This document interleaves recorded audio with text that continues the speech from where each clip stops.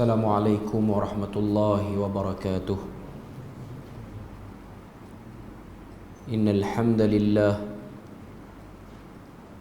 nahmaduhu wa nasta'inuhu wa nastahdihi wa nastaghfiruh wa na'udzu billahi min shururi anfusina wa min sayyiati a'malina. Man yahdihillahu fala mudilla lahu ومن يضلله فلا هادي له. أشهد أن لا إله إلا الله وحده لا شريك له وأشهد أن محمدا عبده ورسوله. يا أيها الذين آمنوا اتقوا الله وقولوا قولا سديدا يصلح لكم أعمالكم ويغفر لكم ذنوبكم ومن يطع الله ورسوله فقد فاز فوزا عظيما. الحمد لله الذي بنعمته تتم الصالحات. ربنا آتنا من لدنك رحمة وهيئ لنا من أمرنا رشدا. اللهم آت نفسي تقواها وزكيها وأنت خير من زكاها Anta waliyuha wa maulaha, amma ba'd. Alhamdulillah, syukur pada Allah Azza wa Jal kerana dengan rahmat dan juga limpah kurnia yang Allah Ta'ala berikan, dapat kita bersama pada malam ni menyambung lagi perbahasan daripada mukhtasar mazhab akidah dan firqah umat Islam. Sambungan perbahasan kita pada malam ni ialah kelompok-kelompok ataupun firqah-firqah yang keluar daripada acuan Islam, iaitu firqah-firqah yang datang ataupun ideologi-ideologi yang datang daripada barat, yang juga telah menarik minat sebahagian daripada orang-orang Islam untuk mengagungkannya. Dan kalau kita tengok perbahasan pertama yang diletakkan oleh penulis ialah satu kelompok ataupun satu ideologi yang dinamakan dengan nama sekularisme ataupun al-ilmaniyah. Itu dalam bahasa Arabnya.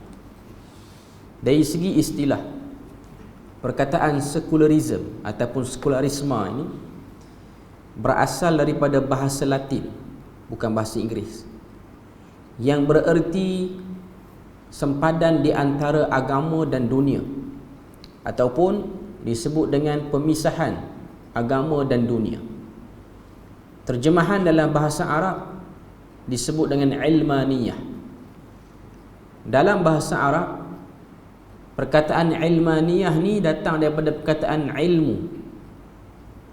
Nak tunjuk pada kita bahawasanya kelompok ini, ideologi yang diorang bawa mengataskan ilmu, tapi meletakkan ilmu pada kumpulan-kumpulan mengikut bidang. Maknanya orang ni kalau dia pandai dalam ilmu dunia, maka dia hanya bercakap tentang bidang dia. Dan orang ni kalau dia pandai dalam bidang agama, dia akan bercakap dalam bidang dia. Tidak layak orang dalam bidang lain bercakap pada bidang yang bukan dia berkemahiran. Dari segi definisi, tidak menampakkan apa-apa masalah pun. Ianya benda yang sepatutnya memang berlaku dalam kehidupan manusia ni, kehidupan bermasyarakat ni. Cuma perkataan ilmaniyah itu bila mana dia masuk ke dalam masyarakat Arab, perkataan itu telah menyebabkan berlakunya kekeliruan. Kalau tengok sini dalam buku, dia kata menurut orang Arab yang beragama Kristian, yang mana mereka telah datang dengan tujuan untuk mengelirukan, maka kononnya perkataan itu telah datang daripada ilmu. Tetapi terjemahan yang sepatutnya bagi ilmaniyah ialah dengan makna duniawi. Ilmu sini ialah ilmu duniawi. Kononnya ajaran ini bersumberkan daripada kemahiran tertentu yang disebut seperti katanya inilah yang memberi kemajuan kepada manusia kerana agama yang telah menjadi penghalangnya. Dia nak sebut sini apa dia? Antara sebab manusia terhalang daripada kemajuan ialah kerana terkongkong dengan agama. Yang ni dia datang selepas daripada idea sekularisme ini sudah mula diputar belit dan dibawa oleh orang-orang yang berkepentingan, bermaksud jahat. Kita dah sebut sejarah dia sebelum ni.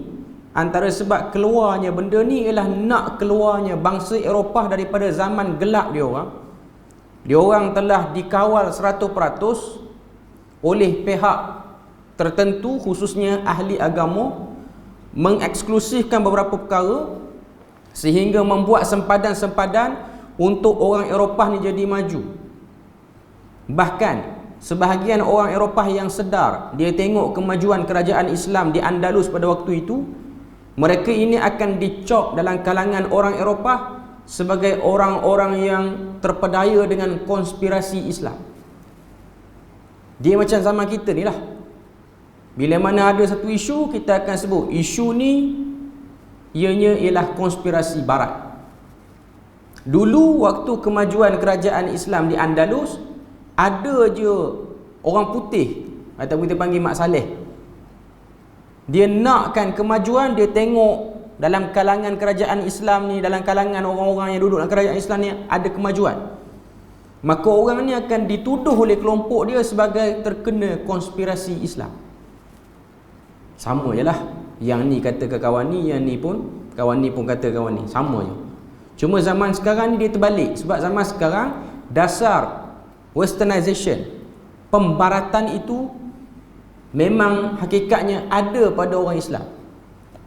Maknanya ada negara-negara yang majoriti Islam minat dengan dasar barat ini.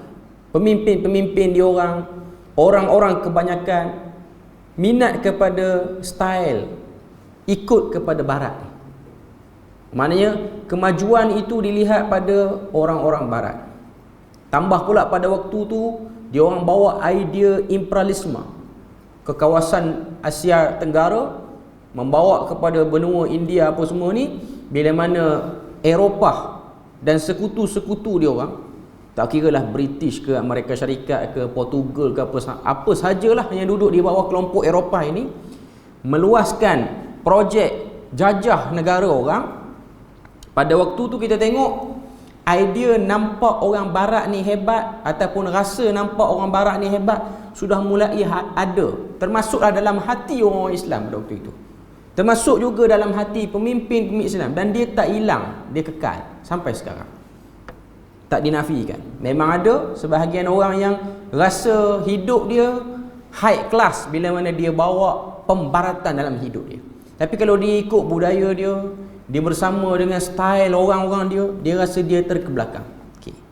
Timbulnya ajaran ini dalam masyarakat barat yang beragama Kristian pada waktu itu hasil daripada pertarungan hebat antara pemimpin-pemimpin kerajaan dengan padri-padri di gereja, dan pertarungan juga di antara sains iaitu ilmu dunia dengan padri-padri di gereja. Sebab padri di gereja yang bermazhab ortodok yang dah bercampur ketulinan, dia pun dah rosak agama Kristian ni, mereka memusuhi ilmu sains, melihat ilmu sains ini ialah ilmu yang ada konspirasi campur tangan Islam. Macam kita sekarang orang Islam, bila mana ada saja kemajuan dalam perubatan, ada saja kemajuan dalam apa-apa, kita kata ni konspirasi Yahudi Kristian. Kita kata ke Yahudi Kristian. Dulu waktu orang Kristian kena, dia kata ni idea orang Islam. Waktu tu kita menguasai mata orang barat untuk melihat idea Islam lebih realistik, lebih membantu untuk memajukan orang. Okay. Jadi padri untuk blok supaya orang ni rasa hebat dengan Islam, dia war-warkan dengan dia kata ini ialah konspirasi propaganda daripada orang Islam. Okay. Di mana padri-padri juga bernafsu untuk mendapatkan kuasa bagi kepentingan diri. Lalu mereka bertarung dengan pemerintah-pemerintah dan juga ahli-ahli ilmu dunia yang dianggap sebagai penghalang. Ada gubernur-gubernur, ada pembesar-pembesar Eropah ni yang sedar mereka golongan padri ni dah salah guna kepercayaan orang pada waktu tu, sehinggalah berlakunya lambatnya kemajuan pada bangsa ini, tertinggalnya kita pada bangsa-bangsa lain. Okay.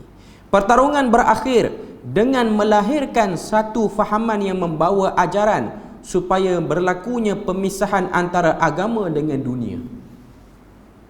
Daripada zaman gelap Eropah tu nak keluar kepada sekularisme ni, banyak fasa dia.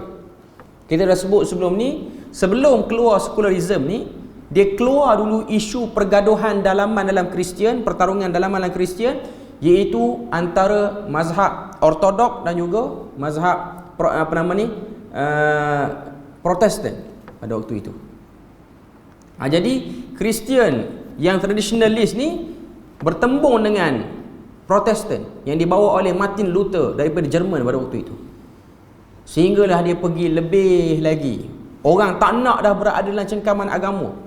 Bila mana orang tengok idea pada Protestan pun masih lagi mencengkam, akhirnya keluarlah satu deklarasi umum bagi orang-orang Eropah ni, kita tak nak terlibat dengan mana-mana agama dah.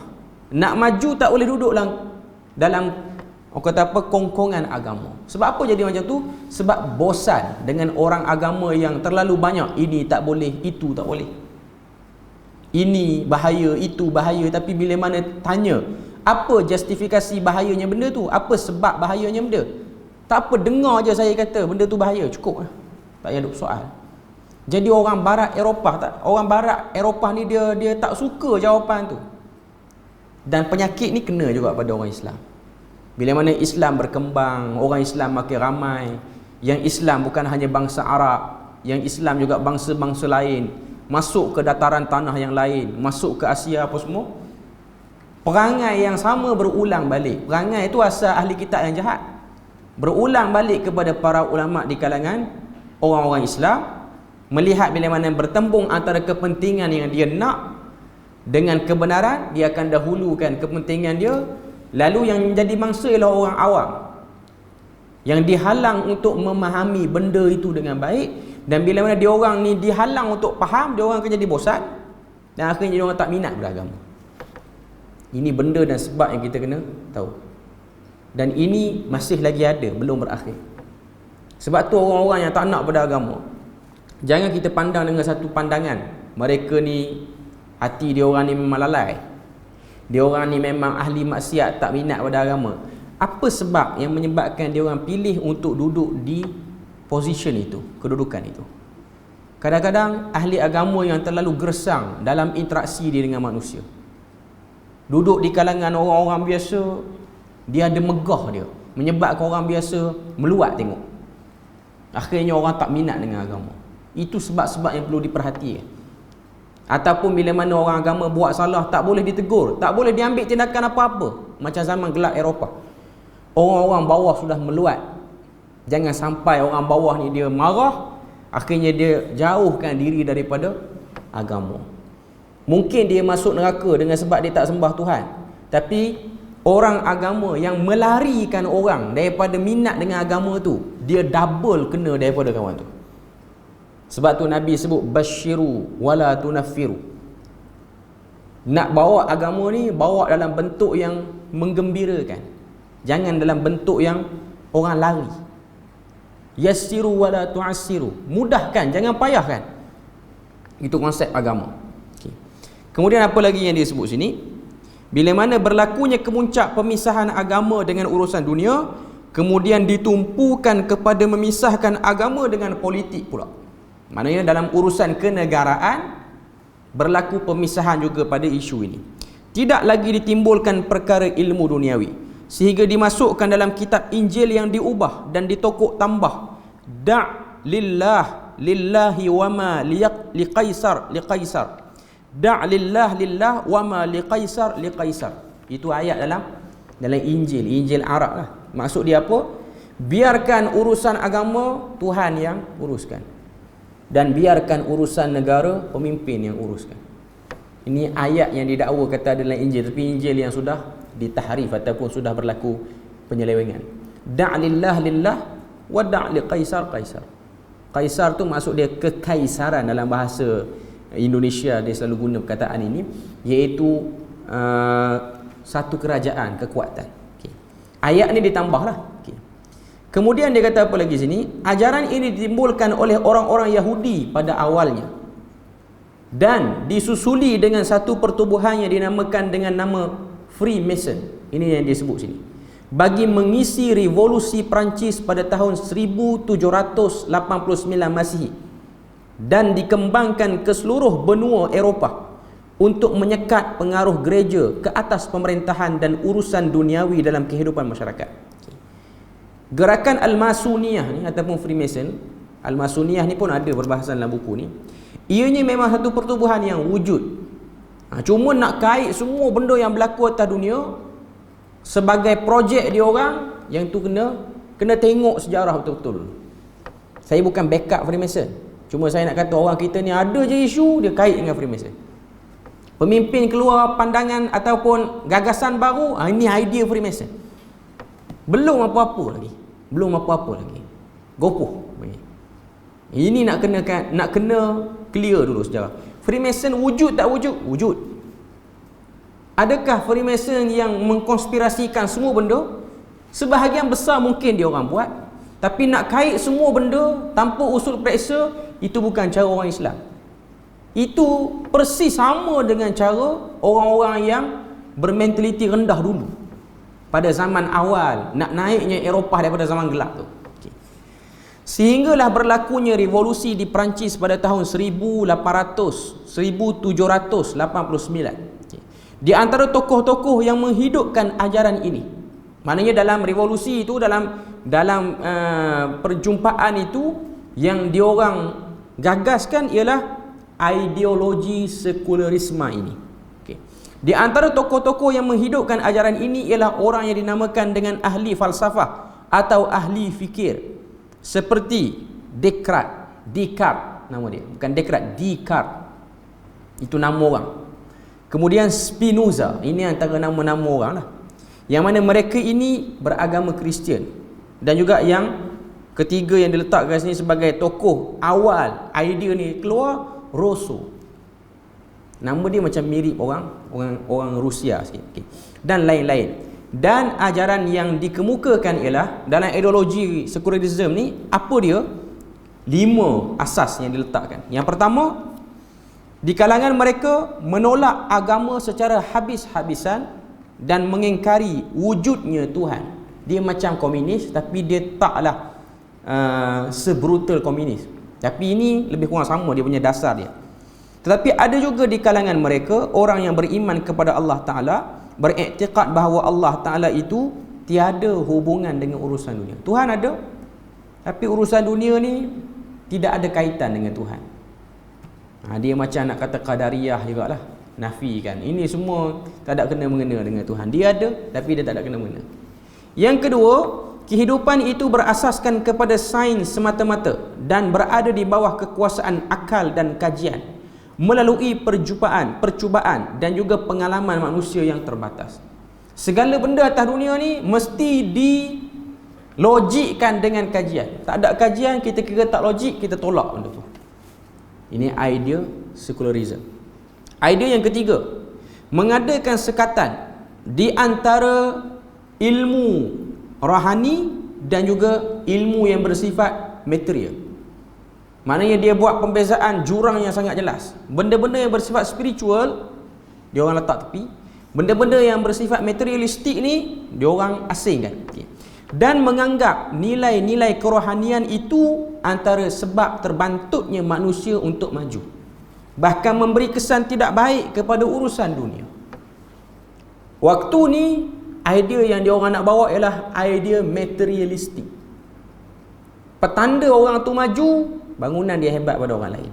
Petanda orang tu maju, baju dia lain pada orang lain. Petanda orang tu maju, banyak benda-benda alat yang membantu kehidupan dia. Ini style pemikiran materialistik. Nanti pun kita akan sebut salah satu daripada pecahan sekularisme ni ialah kapitalis. Sebahagiannya lah. Yang keempat, memisahkan agama dengan pemerintahan dan menegakkan kehidupan berdasarkan kepada kepentingan kebendaan. Daripada sekularisme ialah dia akan keluarnya beberapa komponen-komponen untuk merealisasikan sekularisme ni. Antaranya ialah demokrasi dan bermacam-macam lah, republik apa semua, pembentukan negara melalui kaedah itu. Okay. Kerana semua perkara ini menurut mereka tidak boleh dikendalikan oleh agama. Agama tak payah masuk campur dalam bab pemerintahan ini. Okay. Yang kelima, melaksanakan dasar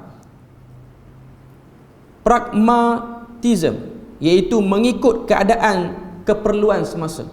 Pragmatism ni maksudnya dari segi realistik kita nak apa, kita fokus yang tu dalam semua perkara dalam kehidupan menurut kepentingan dunia. Sebab tu yang masih lagi kuat dengan liberalism ni ataupun secularism ni pun, mereka memang tak akan boleh lari dengan pragmatism ni. Contoh, bila mana diorang mahukan suara ramai yang banyak bersama dengan diorang, suara ramai tu kekuatannya ada pada kelompok LGBT, kita terpaksa tunduk dalam banyak apa yang diorang minta. Kalau diorang minta perkahwinan sejenis dibolehkan, kena tunduk lah. Nanti pilihan raya akan datang kita kalah, kena tunduk. Ni saya bukan cakap politik dalam masjid, cuma saya nak sebut usul-usul dia. Okay. Pragmatism apa dia. Kalau datang daripada golongan suka bergendang, kena tunduk lah. Sebab nanti hilang undi kita pada geng yang kuat bergendang ni. Kalau datang sokongan tu daripada geng tak kunut subuh, kena tunduk juga. Semua kena tunduk. Ni saya sebut semua, saya sebut rata je. Okay. Sebab perlu sokongan. Sebab hidup mencari sokongan orang. Sebab dia tak nak pakai yang agama, dia nak pakai pragmatism. Dari segi realistik, kita nak apa? Sekarang ni orang nakkan sokongan. Bila mana ada orang ura-ura bunyi, kita minat cara dia memerintah, kita kena pergi jumpa dia, kita kena buat macam-macam. Apa dia orang minta kita kena bagi, kena cakap elok. Dia buat tak betul pun jangan kalut nak pergi serang lagi, nanti dulu. Ini pragmatism. Akhirnya apa yang akan jadi? Akhirnya dia akan bercampur. Dia tak akan boleh duduk dalam keadaan yang elok. Contoh, kalau pada waktu itu golongan-golongan LGBT yang minta, maka kita akan tengok perubahan dalam tempat itu, benda-benda yang melanggar dasar-dasar agama akan dinormalkan. Tak ada orang boleh petikai. Sebab tu tuan tengok di barat, ada orang-orang Islam yang mengamalkan LGBT. Islam mengamalkan LGBT, salat, dia orang salat. Dia orang salat. Okay. Bahkan lebih teruk lagi di setengah-setengah tempat di Eropah, yang mengamalkan LGBT itulah pegawai-pegawai masjid. Tak pelik di Eropah. Imam, dia gay, standard. Ustazah, lesbian, standard. Itu di Eropah. Tak boleh nak halang. Sebab apa? Sebab pemerintah memerlukan sokongan daripada pihak ni. Kalau larang, automatik dia orang akan marah dan kita akan hilang sokongan. Islam tidak melihat pada benda macam tu. Sebab tu secularism ni kena tengok daripada angle yang banyak. Kalau secularism itu bermaksud sekular, tak nak bagi orang agama bercakap benda yang dia tak reti, tak nak bagi orang bidang lain bercakap agama sebab dia tak reti, daripada segi itu okey lagi, tak ada masalah. Bahkan itulah asas agama. Jangan bercakap benda yang kamu tak reti, jangan bercakap. Istilah kita sebut sekarang, jangan buat palatau. Tu je. Okay. Benda tu memang ada asas. Sebab ada hadis pun yang menyokong bab ni, ada ayat Quran pun yang menyokong bab ni. Kita buka dalam Sahih Bukhari, Imam Bukhari buat bab lagi. Babul ilm qabla al-qawli wal amal. Bab kena ada ilmu sebelum cakap, sebelum buat sesuatu. Tak ada ilmu tak boleh cakap. Okay. Tapi secularism dia akan jadi rosak bila mana dia ada unsur pragmatism ini, iaitu unsur melihat keperluan yang diutamakan apa dia. Kita nak supaya kita kekal berkuasa, kita kena tengok kelompok mana yang paling besar pengaruhnya, kelompok mana yang menjadi penyumbang kepada kekalnya kita. Kita kena banyak berlembut dengan kelompok ni, bukan seperti itu. Sebab tu benda ni dia last sekali dia akan rosak. Okay. Pengaruh secularism kepada umat Islam. Ajaran atau fahaman ini telah dibawa masuk oleh penjajah ke dalam masyarakat umat Islam dengan mengambil kesempatan daripada zaman penaklukan mereka ke atas negeri-negeri umat Islam dengan tujuan untuk mengikis kekuatan syakhsiah umat Islam yang berpunca daripada ajaran Islam yang sempurna.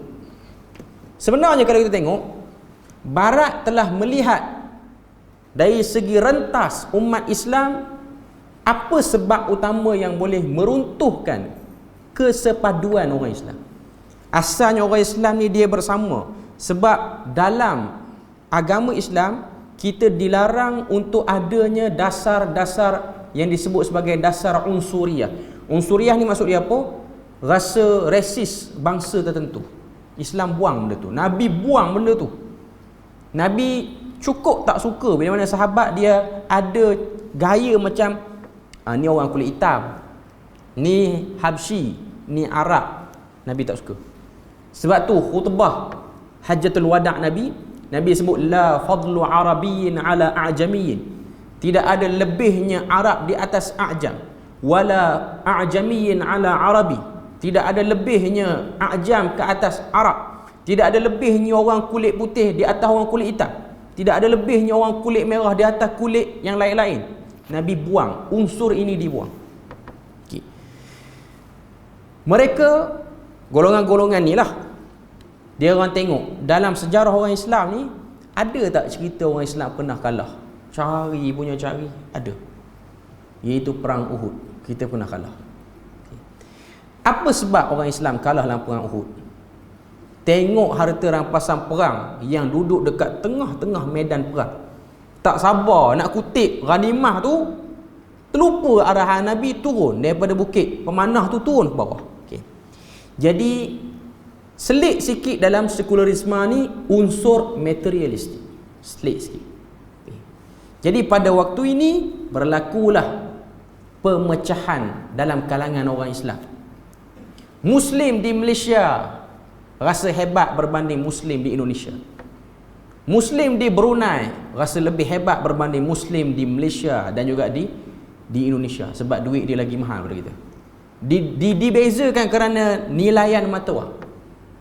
Mereka yang berada di negara Teluk, yang paling luas tanahnya rasa paling hebat, yang paling kecil tanahnya rasa terancam. Di mana-mana saja ada orang Islam, maka itu yang akan menjadi sebab dia punya fahaman ideologi ni mekar.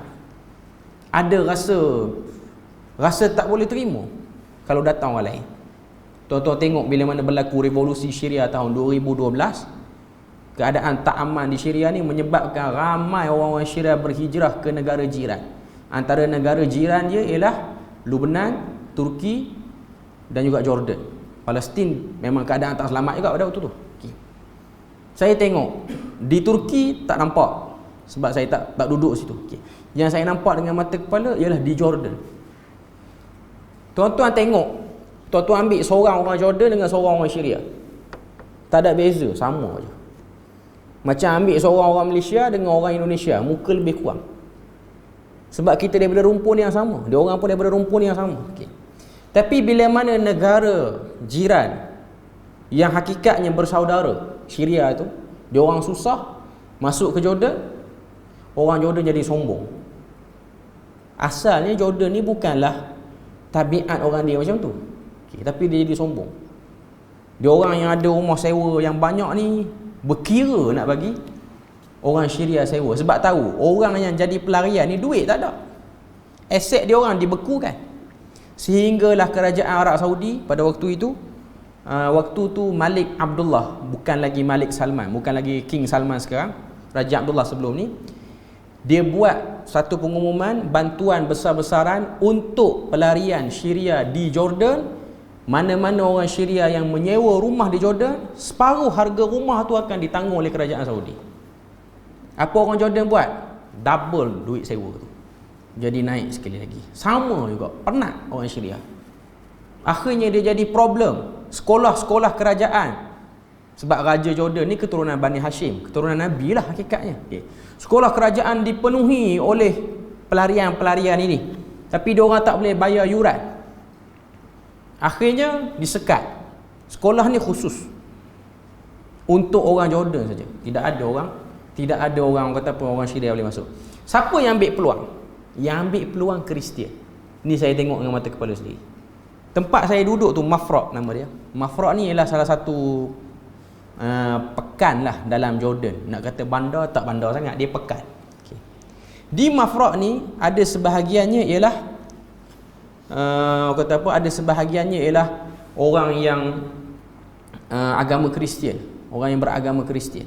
Okay. Jadi orang-orang yang beragama Kristian di Mafraq ni, mereka juga buat kerja missionary, penyebaran agama Kristian. Okay. Pada waktu tu sekolah-sekolah orang Kristian ni semuanya berpusat di gereja-gereja dia orang. Gereja dia orang besar-besar. Di Mafraq tu saja bilangan masjid dengan gereja sama banyak. Okay. Jadi apa dia orang buat?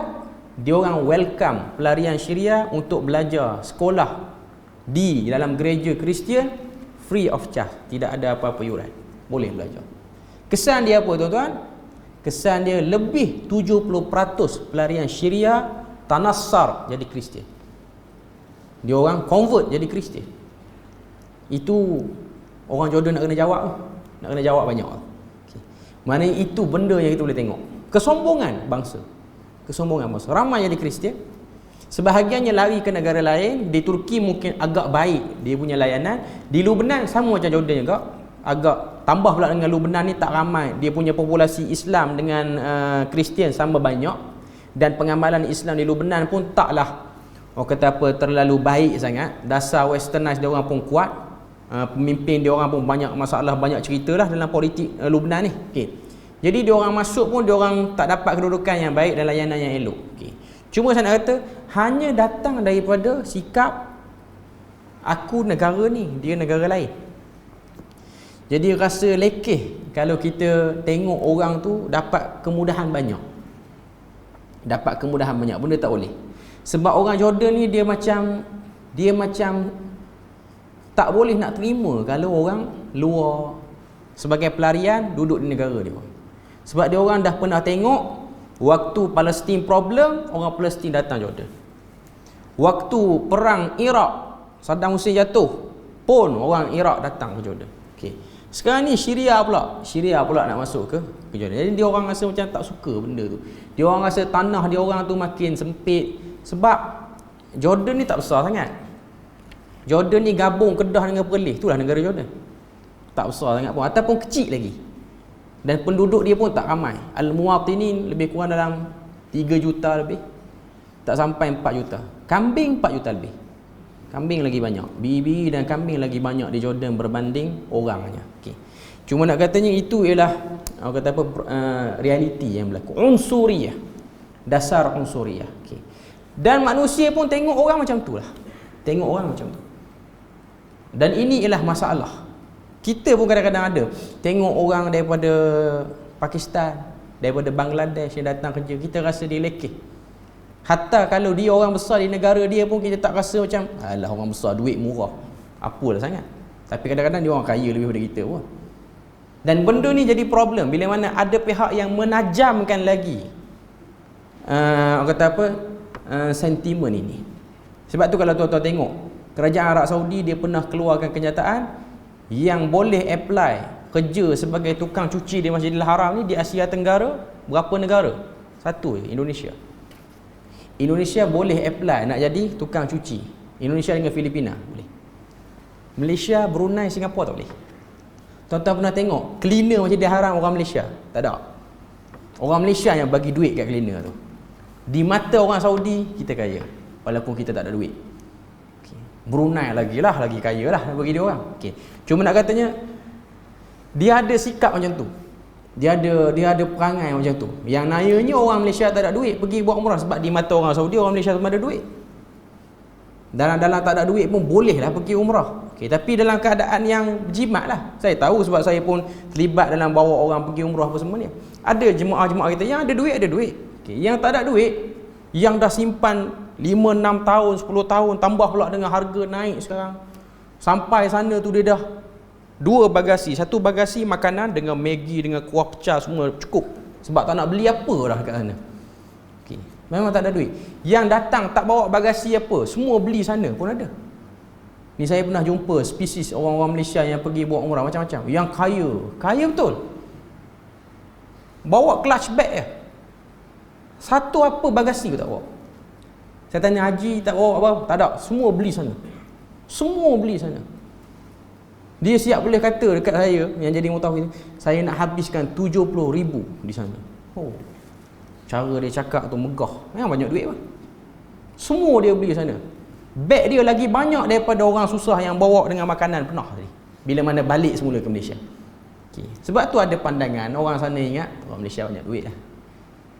Yang sesaknya kita yang tak ada duit lah. Bila mana kita tawar jubah, dia akan tengok kita atas bawah. Malaysia tak ada duit pun cerita. Jubah dah bagi 70, nak tawar sampai 50 tak boleh ya. Dia problem bila mana pembahagian bangsa macam ni, dia akan jadi macam tu lah. Dia tidak ada lagi unsur ambil kesempatan. Tu cerita luar negara. Dalam Malaysia pun ada. Pergi negeri tertentu, kalau orang yang pergi negeri tu bukan orang negeri tu, harga lain. Kalau orang negeri tu beli makanan, dia harga lain. Unsuriah ni bukan hanya kena pada negara, negeri-negeri pun ada. Ini benda yang buruk, datang daripada pemikiran materialistik tu. Okey. Kemudian apa lagi yang dia sebut sini? Dia kata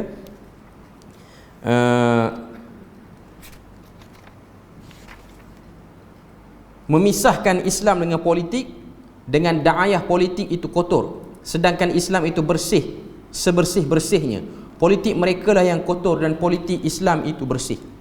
Yang kedua, ini beberapa benda yang dia nak clarify lah bila mana orang Islam minat dengan idea secularism ni. Yang kedua, sebab bila mana orang Islam bersama dengan secularism, dia akan terhalang dilaksanakan hukum-hukum syariat, undang-undang dan cara hidup Islam sepenuhnya dengan menyatakan ianya tidak perlu lagi dan sesuai di zaman sekarang. Ini antara benda-benda yang akan berlaku lah. Yang ketiga, melemparkan tuduhan dan fitnah terhadap Islam untuk mengeliru dan menakutkan orang kepadanya. Yang keempat, menggalakkan cara hidup yang bercanggah dengan Islam seperti mendedahkan aurat, hidup bebas dan melakukan upacara yang bercanggah dengan akhlak yang mulia. Yang kelima, menyalah tafsirkan Islam, menyempitkannya dengan perkara-perkara yang tidak baik dan memuji gerakan-gerakan yang merosakkan Islam seperti yang dilakukan oleh Kamal Atatürk di Turki dan lain-lainnya. Maknanya bila mana dia orang tengok dasar secularism tempat lain jadi elok, maka dia orang pun banding, tengok Turki. Tapi sebenarnya kalau tuan-tuan tengok Turki ni dengan Kamal Atatürk, dia punya rakyat dia, tak semua rakyat dia melihat Kamal Atatürk tu sebagai orang yang teruk. Orang yang pernah pergi Turki dia tahu. Ada sebahagian daripada rakyat Turki melihat dia sebagai tokoh besar. Tokoh besar. Orang yang benci pada Kamal Atatürk ni memang benci betul lah. Macam kita dengar dasar yang dia buat. Pakai tudung boleh tapi kena pakai skirt. Kena pilih. Nak tutup lutut boleh tapi tudung tak boleh pakai. Nak pakai tudung kena pakai skirt atas pada lutut. Apa pilihan yang boleh dibuat pada waktu itu? Maknanya sangat-sangat mencengkam pada waktu itulah. Okay. Cuma di sisi orang-orang Turki yang memang ada dasar westernized dah pada waktu tu, dia orang melihat Kamal Atatürk ni sebagai tokoh pembaharu. Tokoh pembaharu. Memang dia ada banyak benda mengganggu ketulinan agama di sana. Dan kerana Kamal Atatürk ni jugalah pemahaman agama Islam di Turki agak sempit. Sebab tu kalau tuan-tuan tengok, orang Turki ni kebanyakannya mazhab Hanafi, kebanyakannya. Dalam mazhab Hanafi, dia orang tidak ada jamak dan qasar. Bila mana Turki menjadi tempat pelancongan, orang Malaysia pun pergi Turki.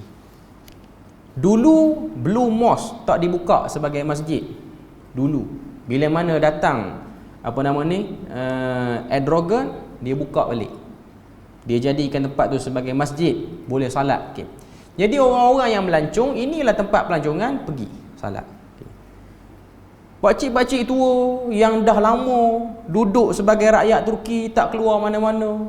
Dia orang dah mula imarahkan masjid-masjid di Turki. Dia orang tengok orang luar masuk. Orang luar masuk, orang pada Asia masuk. Tengok orang Asia lepas sembahyang Zuhur, dia sembahyang lagi. Ataupun dia tak sembahyang dengan imam apa semua ni, dia buat grup dia sebab nak jamak dan qasar. Menyebabkan sebahagian besar orang Turki pelik, ni orang agama mana datang? Sebab di sisi mazhab Hanafi, dia orang cuma ada qasar, jamak tak ada. Boleh qasar bila musafir, jamak tak boleh. Salat on time, cuma Zuhur 4 jadi 2, Asar 4 jadi 2. Dia tak boleh jamak macam kita, musafir. Sebab itu pandangan Hanafi. Macam tu.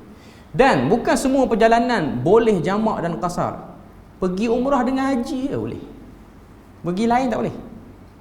Di sisi Hanafi dia macam tak ada lah jamak dan qasar ni, macam tak ada. Itu pandangan Nabi. Bila mana dia tengok orang Malaysia datang solat dua-dua, tak solat dengan dia pun tanya, ni daripada mana? Daripada Malaysia. Sebelum apa-apa lagi dia tanya lebih panjang, kawan saya ni dia pun kata, kami Syafi'i. Oh, Syafi'i ingat ke Islam? Dia kata kami, dia beritahu kami ni Syafi'i, sebab tu kami semayang dua-dua. Pak cik dia pun jawab, oh Syafi'i ingat ke Islam? Tak apalah. Dia ingat Syafi'i itu agama lain. Apa sebab tu? Secularism yang menyebabkan dia jadi macam tu.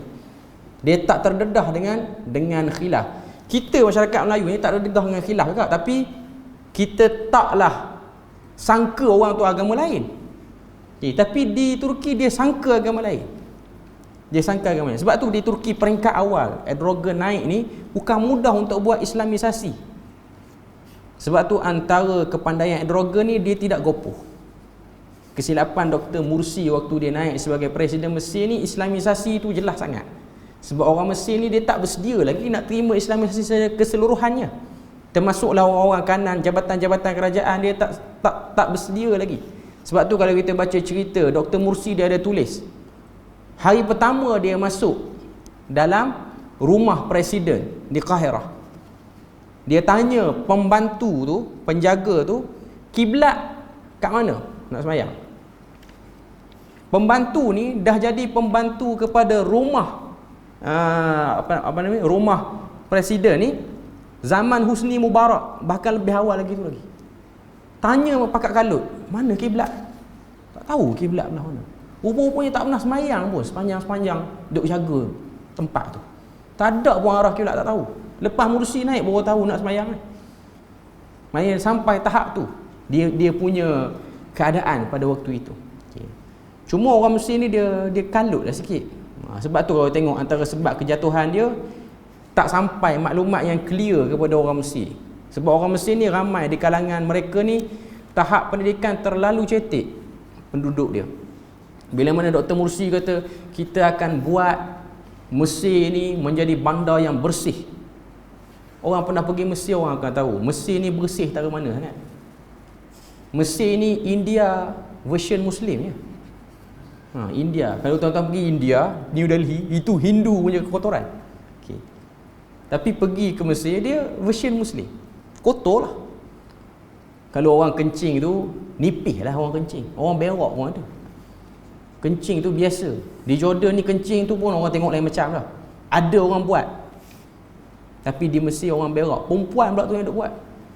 Bukan lelaki. Okay. Itu normal. Tapi bila mana dia naik, dia sebut antara manifesto dia, orang-orang Mesir ni dia perli. Dia kata, mana Mursi tak kutip sampah rumah kita hari ni? Dia punya tertutup pemikiran dia. Tu bukan kerja presiden nak pergi kutip sampah hari-hari. Okay. Cuma nak kata ni dia tak bersedia, akhirnya sebab itulah antara sebab kejatuhan. Tapi Allah Ta'ala, moga Allah Ta'ala rahmatilah dia. Dia jatuh pun atas sebab pengkhianatan. Okay. Cuma Erdogan ada usaha untuk menjatuhkan dia. Kalau tuan-tuan baca beberapa isu politik di negara-negara lain lah. Maknanya ada cubaan. Maknanya nak naikkan ketenteraan untuk pegang, tapi tak jatuh juga Erdogan ni. Maknanya dia punya gerakan Islamisasi dia tu, dia tengok realiti masyarakat. Sebab waktu mula-mula Erdogan naik, orang Turki masih lagi terkesan dengan secularism. Waktu Masjid Blue Mosque dibuka sebagai masjid, sebelum tu muzium, di luar tu tempat pasangan muda-mudi dia akan berasmara dana depan tu. Bila mana azan dilaungkan, dia orang duk bercium semua ni, azan dilaungkan, dia orang masuk solat, keluar balik nanti cium balik. Itu normal di Turki. Peringkat awal susah. Minum arak, salat on time, arak minum, itu normal. Okay, itu yang berlaku di Turki lah. Kalau di negara-negara Soviet lagi sedih sebenarnya. Antara negara Soviet yang agak tertutup, Turkmenistan. Tuan-tuan pernah dengar Turkmenistan? Turkmenistan bukan Uzbekistan. Uzbek ni lagi 2-3 hari lagi nak sampai di Perlis ni, dia punya mufti dia. Okay.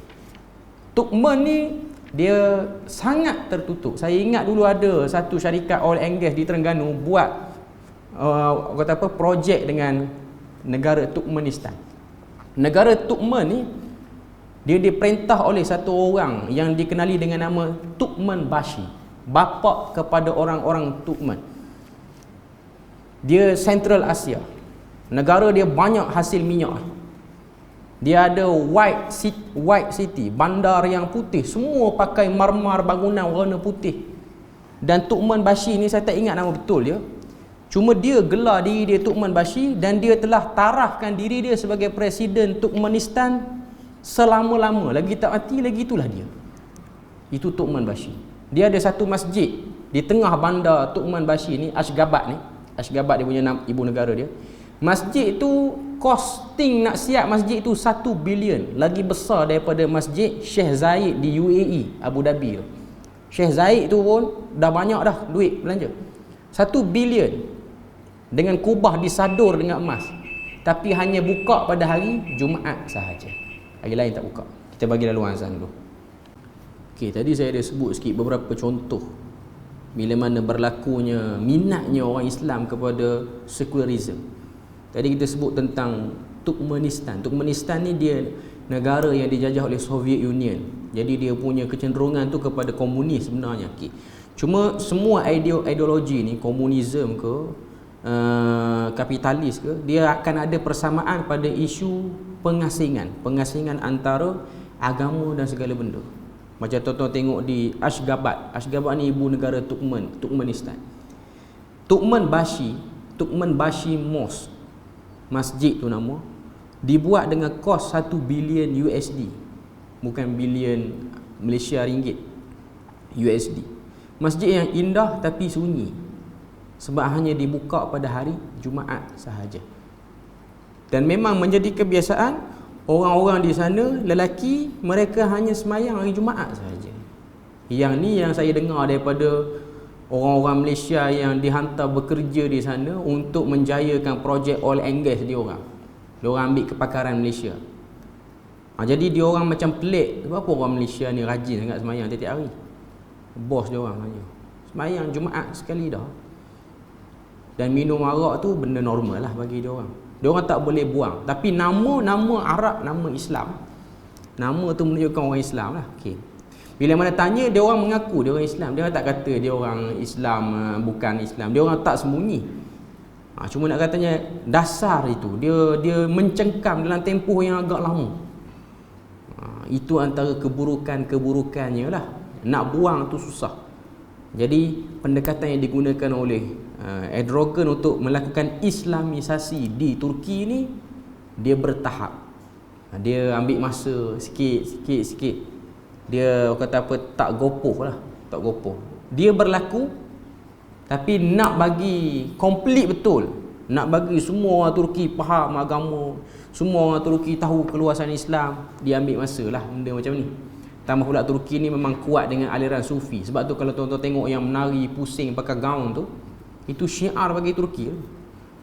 Dia orang ambil daripada apa nama ni, Jalaluddin Ar-Rumi. Ni tokoh Sufi yang besar. Okay. Nak bawa ke Malaysia kan benda tu, Naqsyabandi apa semua ni, yang menari pusing gaun tu pusing tu. Sebab dia orang ada fahaman apa, saya tak berapa tahqiq sangat pada isu ni. Cuma nak katanya di Turki aliran yang mendominasi di sana ialah aliran Sufi.